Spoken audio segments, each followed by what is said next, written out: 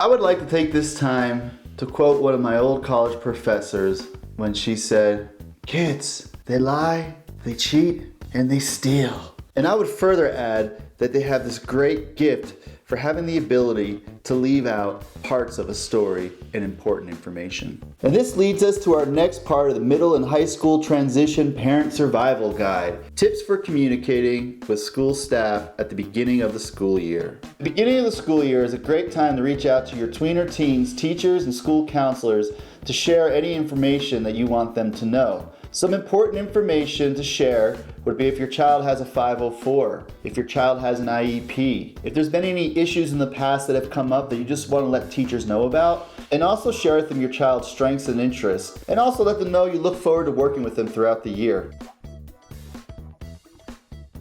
At most schools, a student's 504 coordinator, the person who manages the 504, is most likely the school counselor, but this can vary from school to school and district to district. One of the best things you can do if your child is transitioning to first year of middle school or their first year of high school is during the summer, make sure you reach out to the school and find out who the 504 coordinator is.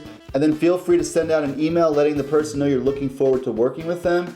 And the same thing as emailing the teachers, let them know any strengths and interests your child may have. IEP case manager.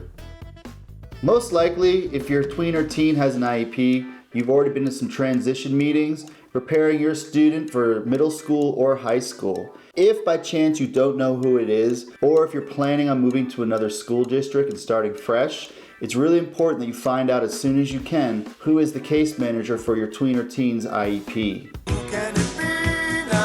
The case manager is going to vary from school to school and district to district, so make sure once you find out, you reach out and send a nice email letting them know how excited you are to work with them and potentially set up a meeting to meet to make sure all your questions are answered.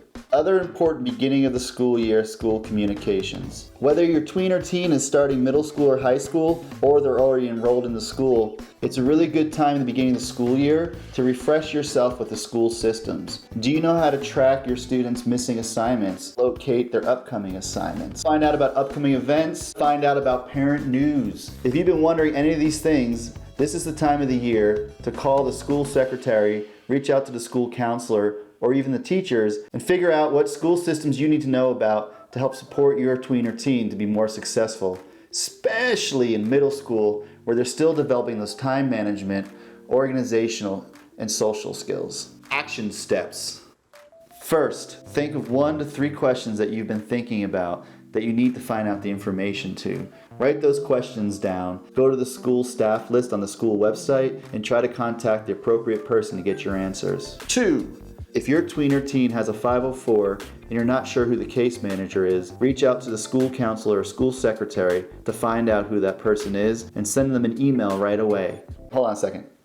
What's that? Bonus tips. Bonus tips, yes! We have some bonus tips for you on this video for how to keep your sanity and things to remember when communicating with school staff throughout the school year. Bonus tip number 1. Remembering that throughout the school year, there's different peaks and valleys for all of us when we're super busy and when things are a little more mellow. I usually like to say as a rule of thumb, give the person at least 2 days or 48 hours to get back to you. Unless of course it's an emergency situation and you need a response right away. Bonus tip number 2, know when it's better to meet in person versus conversing over an email. I've seen a lot of times where things can escalate pretty quick through an email when both party members had really good intentions, weren't trying to say anything negative. Because remember, a lot of times teachers or a counselor, everyone in the school's super busy and they're firing off emails sometimes real quick, not thinking about the tone or how it's coming off, but more because they are trying to respond to you because they do care.